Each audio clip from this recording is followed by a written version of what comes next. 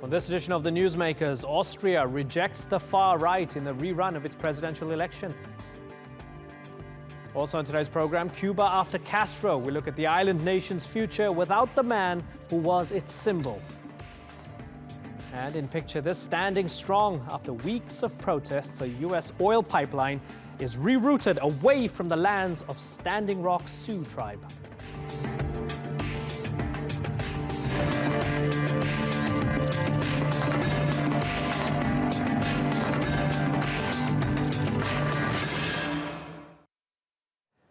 Hello and welcome to the Newsmakers with me, Imran Garda. At the second time of asking, Europe's centrists finally have the answer they were looking for. Austria's presidential election posed a simple choice. Norbert Hofer from the far-right Freedom Party or Alexander van der Bellen, an independent pro-European candidate. In the first election, just 30,000 votes separated the two. But this time around, the result was decisively in van der Bellen's favor. Many countries across the bloc will hold elections next year. And while this result may be a bellwether for those polls, in a year of surprises, nothing can be taken for granted. Today's newsmaker is Austria's new president, as we ask whether this is the beginning of a backlash against the far right in Europe.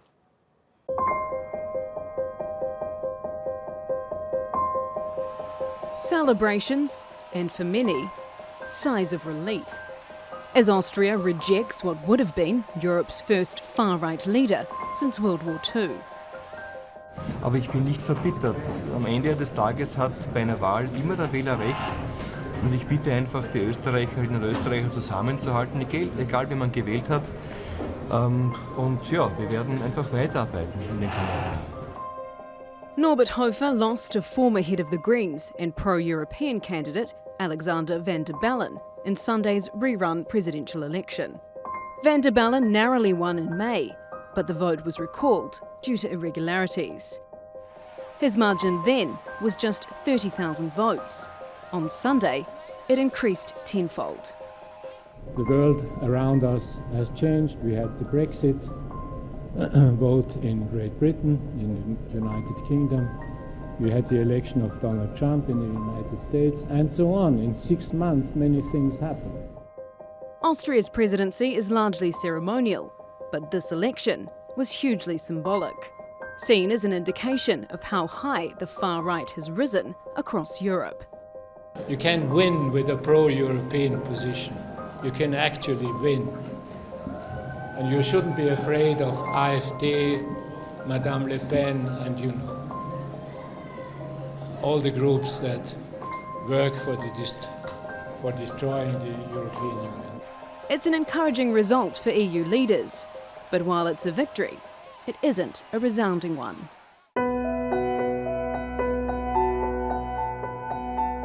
In the wake of this bitter election campaign, it's clear that Austria is a country divided. Most voters rejected Hofer's anti-immigration and Eurosceptic platform. But with only a few percentage points between the candidates, van der Bellen will have to work to bring unity. And while defeated, Hofer's sights are now set on gaining influence in Austria's parliament. Oh ja, das haben wir und wir werden noch stärker werden. Should this result be taken as a sign the far-right's momentum is slowing? Or will this further ignite the movement and the divisions in Austria and across Europe? Yvette McCullough, The Newsmakers. Well, joining me now from Vienna is Johannes Hübner. He is an Austrian MP for the Freedom Party of Austria. And also in Vienna is Klaus Werner Lobo, an author and an activist for the Social Democratic Party. Gentlemen, thank you very much for joining us. Johannes Hübner, let's start with you. Your party lost. Austrians have said they don't want you and they don't want Norbert Hofer. Has it been a difficult pill to swallow over the past few hours? Well, it was not the Austrian that said it, but it's part of the Austrian. The majority of the Austrian, about 52%. So 58% said, we like you. So it's a little different difference if a nation rejects you or if 52% rejects. But I mean, that's how elections work, right? The majority said they don't want you. That's it. That's it. So we lost. We didn't win the majority, so we are the losers. That's true. But we haven't been rejected by Austria. We didn't get a majority. That's normal in elections. If you fail like Renzi in Italy, 60% reject you, well, that's for a government. Yeah, but that would be. That's a tough pill to swallow. But that's down to interpretation, right? It's based on numbers. It depends. I mean, technically speaking, 50.1% would give you a majority. That would mean that the majority rejected you. So let me ask you my question again. Has it been a difficult pill to swallow, given that you lost and the majority voted against you? Always difficult to swallow losing pills. You want a victory.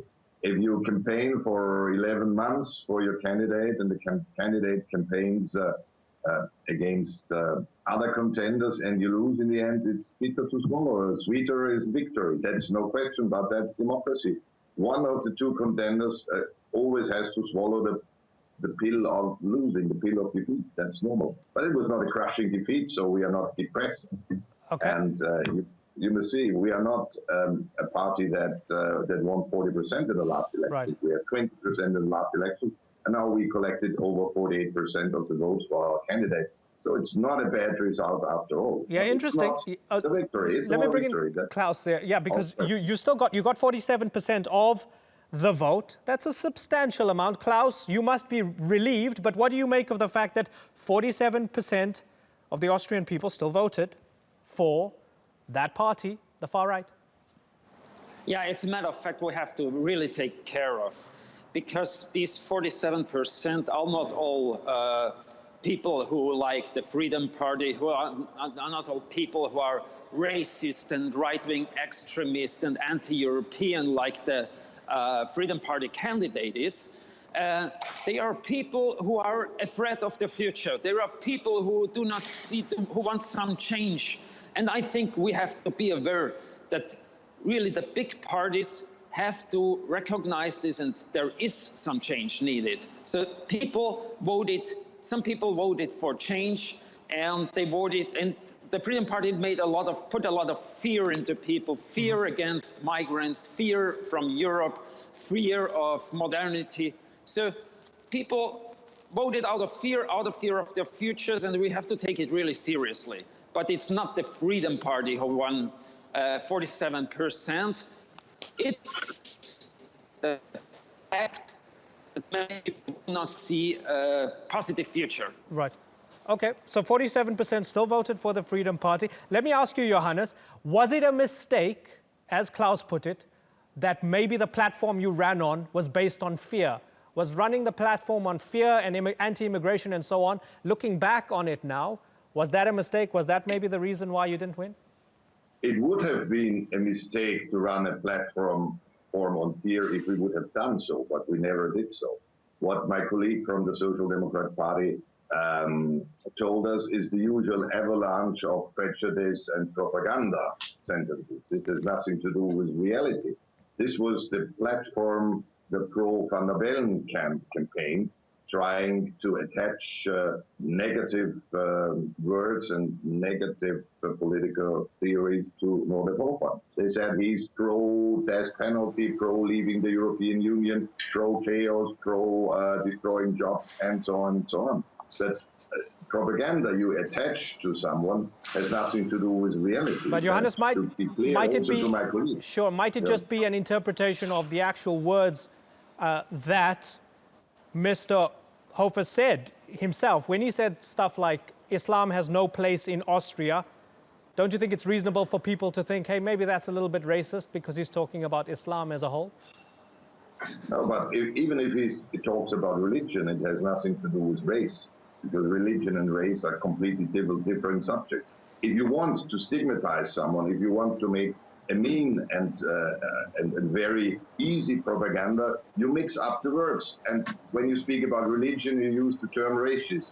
When you speak about migration, you use the word xenophobia. Right. When you speak about keeping some competences in the national states, you speak about isolation, blowing up Europe, and so on. Okay. But, this is propaganda words. Okay, let me ask Klaus. Klaus, this is propaganda. They're criticizing an idea. They're not criticizing a race. They're just talking about immigration. They're not xenophobic. Yeah, Klaus? That's ridiculous. The Freedom Party lives of hatred. It lives of dividing people. And they live of corruption. The only aim of the Freedom Party is to gain money out of the people. They had a anti-establishment campaign, but they are the establishment. They are the people. For example, Freedom Party has the most processed criminals of all parties. The rate of criminals in the Freedom Party is higher than the Austrian population. So Freedom Party represents corruption, criminality, nationalism, hatred, division, and so on. And they were not successful with that. They are losers, and Austrian people showed that we don't want that. We don't want fear, we don't want hate. Johannes, let me ask you about the zeitgeist. There was a feeling before the election that right-wing populism was spreading across the continent. So people would talk about the Freedom Party. They would also say, you have Marine Le Pen in France, and this is going to be a wave of elections and referenda as we go along where the right-wing populists win. But now we saw that you guys lost. And maybe it's a sign that, hold on, liberalism, pluralism, cosmopolitanism, maybe it's not dead yet. And when Mr. van der Bellen said, in victory, today from Vienna, a red-white signal of hope will be sent to all the European capitals. He's basically saying that this kind of liberalism or openness is not dead and they're going to keep on fighting. How do you feel about that? Well, after I listened to my colleague from the Social Democrat Party, I got the feeling that liberalism, multi-party systems, freedom of thought and mind are in danger, because I hear someone who has been trained by the Red Khmers, personally by Mr. Pol Pot, because the propaganda is likewise. You use 10, 12 words you hear in the most wild propaganda from dark ages. You use it against the party, and you say the other party is working against pluralism, liberalism, and so on. But I think everyone who listened to my colleague will understand where a real threat for pluralism, democracy, freedom, and European values and tradition is coming from. As you listen to the differences, the way we speak, I speak, and my colleagues speak. So whoever thinks that the loss of Hofer is a victory for pluralism and so on, he should really carefully read the media and carefully listen to what my colleague from the Social Democrat Party said. Okay, Klaus, you want to respond to that? You're not standing for pluralism. You're basically sounding like Pol Pot to Johannes. Well, the Freedom Party is a party of the last century. And I think their time is over soon, because people vote for diversity, people vote for the future, people vote for democracy, people vote for Europe. And it's just with fear that they had some victories, but I think their time will be over soon. Okay, Johannes and Klaus, unfortunately, we are out of time. It's been a pleasure talking to both of you. Thank you very much for joining us.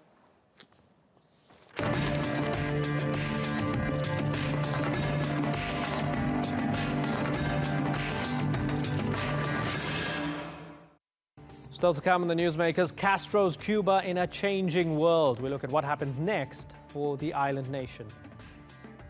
And in picture this, the last stand of Standing Rock Sioux, how they forced a key concession on the Dakota Access Pipeline.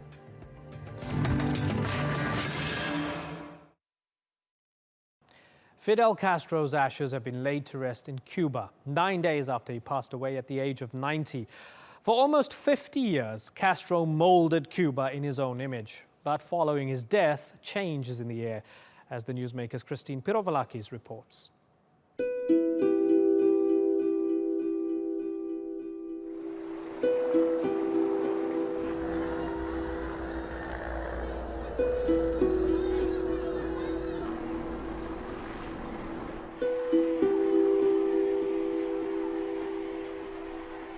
Palabras se lo debemos todo a nuestro comandante, todo se lo debemos, la educación, la salud, todo, nuestra revolución, todo. Gracias, gracias de donde usted está, siempre lo vamos a tener en nuestros corazones, siempre, porque somos cubanos. ¡Y viva Fidel! ¡Viva! After 9 days of mourning and his ashes traveling hundreds of miles to Santiago from Havana, a final tour of the island he ruled for more than 5 decades. Cuba puts Fidel Castro to rest. His ashes buried in a cemetery in the city that spawned his revolutionary rise to power. Heads of state, including leaders from Greece, Iran, and South Africa, gathered in Cuba to pay tribute to Castro's record of defiance. The people and government of the Republic of South Africa learned with sadness of the passing of one of the greatest revolutionaries of our time. Many people wonder whether Cuban communism will die with Fidel. For all its achievements in healthcare and education, it has impoverished the island and arguably left generations of Cubans without freedoms and opportunities. But Fidel's brother Raul, who has been leading Cuba since 2008, has pledged to continue his sibling's socialist legacy. En la heroica ciudad de Santiago de Cuba, juramos defender la patria y el socialismo.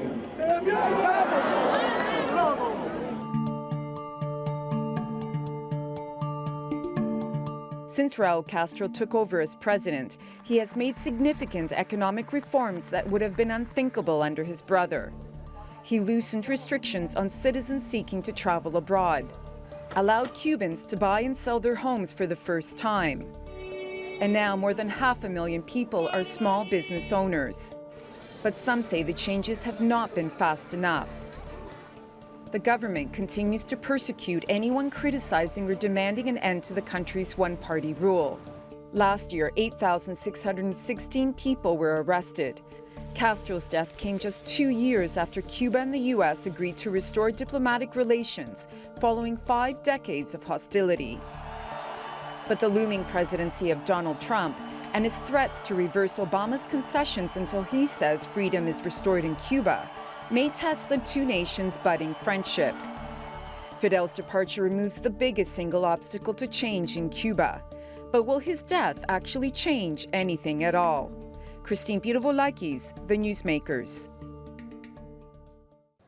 Orlando Gutierrez-Boronat joins me now from Miami. He's the director of the Cuban National Directorate. Orlando, good to talk to you once again. Fidel is dead.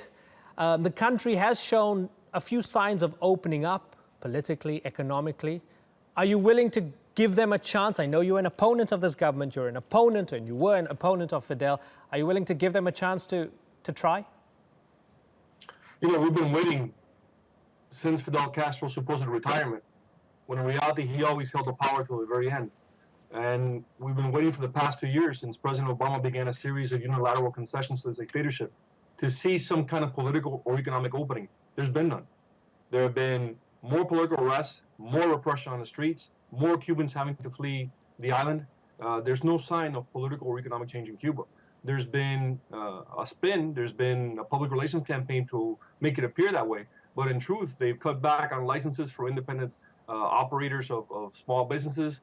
They've cracked down on dissent. There's still people arrested since last week that we don't know where they are. So I haven't seen any sign of opening in Cuba.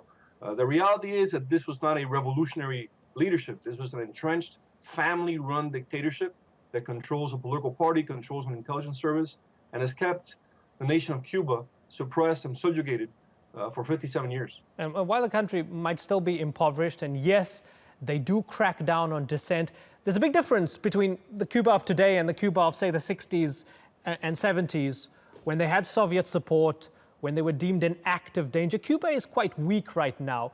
Whose interest does it serve to kind of punish it? How would you punish it? Isn't it better to try and bring it into the fold and hope that reform happens that way? Well, I think you're looking at it from a different prism than I am. I'm looking at it as a Cuban, as part of the Cuban people. The Castro regime is not weak. The Castro regime is a highly repressive regime when it comes to the Cuban people. It has a monopoly over all communications, all education, all armed force. It allows no dissent. It allows no political opposition. Has there been a change in the 60s when they had concentration camps for homosexuals and Catholics and Jehovah's Witnesses and anyone who disagreed with the regime? Well, the regime has lost an ability to repress because of its economic downturn and because it has lost its major patron, first the Soviet Union and now Venezuela. But it hasn't lost the zeal or the will to remain in power as a totalitarian, atheist state which walks all over and tramples the freedoms of Cubans. So I don't want to punish my own country. I want to liberate my country from the punishment of the Castro regime. And I think that what we're asking the international community to do is to insist on this small oligarchy that runs Cuba that it's time to open up. It's time to allow political parties. It's time to allow competitive elections. It's time to end the repression. It's time to stop arresting and incarcerating people because they think differently. It's not a matter of punishing Cuba. It's a matter of liberating Cuba from the punishment of the Castros. There are those, when they try to look back at Fidel's legacy and the legacy of Cuba for the past few decades, they talk of, for example, the more than 200,000 doctors that were sent to countries in need, the free healthcare and education and so on. I wonder, in your eyes, was there anything to admire about him and the country he forged in his image? Anything at all? I would invite those who cite those statistics to look at the statistics of Cuba in 1959. It was one of the leading countries in literacy rates in Latin America. It was one of Latin America's leading economies. It had one of Latin America's best organized labor unions. Cuba was a country on the verge of takeoff, of development in 1959. Castro led a revolution that promised to restore free elections, free press, competitive political process, a reformed judicial system. He promised that to the Cuban people.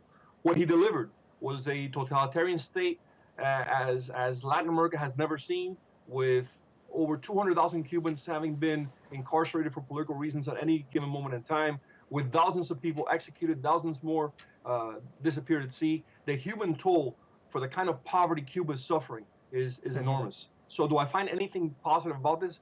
No, I find a lot of things positive about being Cuban. I'm very proud of being Cuban. I'm proud of my country, of my people, and of my ethnicity. But this regime has been a horrendous regime. It has the pain it has inflicted on Cubans, how it's divided the Cuban nation, how it has set back Cuba and its drive to development are simply awful. And when you look at around the world, you see wherever there are Cuban exile communities, they've done well. They've developed. Cubans have an innate business sense. They're hardworking people, except in Cuba. In Cuba, we've been impoverished because this hardline communist regime designed to keep Fidel Castro in power has drained our national energies. You believe that the Cuban government has made no concessions to deserve normalization. There are fears. We don't know what his policy will be, but there are signs and fears that President-elect Trump will tear up President Obama's agreement with the Cubans. Do you want that? I think the agreements that Obama reached were not with the Cubans. It was with the Castro regime. That's a different story. It's an entrenched oligarchy that rules Cuba with an iron fist. I think President-elect Trump, his statements have been on the side of standing up for human rights and democracy and freedom for Cubans. That's what we want. And the Castro regime has to acknowledge the fact that just as political negotiations have taken place all over the world, they need to recognize the political parties, recognize the opposition, and through negotiations reach multi-party elections, release of political prisoners, and carry out or begin a transition to democracy in Cuba. We've seen that throughout the world. We saw it in South Africa, we saw it in Poland, we saw it in Chile. That is the way towards the future. And under a regime of freedom, under a regime of democracy, Cubans can have a national home, and we can dedicate our energy to building up our country. You mentioned South Africa very finely. Do you understand why the South Africans celebrate Castro? Because he helped overthrow apartheid? Might that be one plus point in the man's legacy? I think Nelson Mandela was a man who was very grateful to those who helped during the liberation struggle against apartheid. But you also have to know, Nelson Mandela did not apply in South Africa what Castro applied in Cuba. In South Africa, there's a free press, there are free political parties, there's an open society. I've been there where there's a constant debate and a free discourse. There are labor unions. It's a free society. What Castro imposed in Cuba was a dictatorship, a totalitarian state that practices apartheid against Cubans themselves. Until very recently, Cubans couldn't even go into hotels in Cuba. Only foreigners were allowed. There are hospitals in Cuba where Cubans can't go into, only foreigners can go into. So do I understand Mandela's gratitude? Yes, I do. But Mandela did not do in South Africa what Castro did in Cuba. Orlando, good to hear your thoughts. You have a fascinating perspective. Orlando Gutierrez-Boronat. Hope to talk to you again in the not-too-distant future. Bye-bye.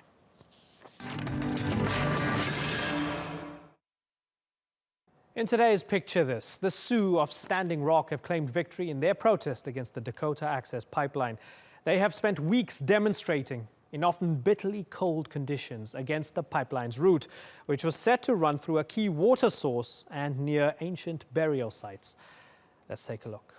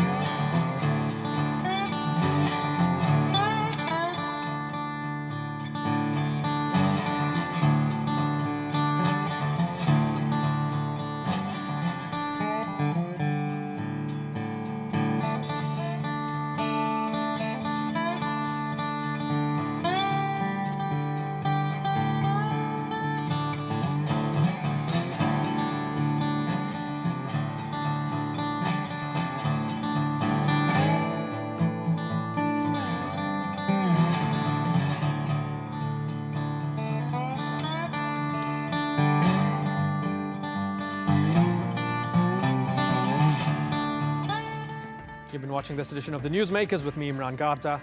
Thanks for watching. See you tomorrow. Bye-bye.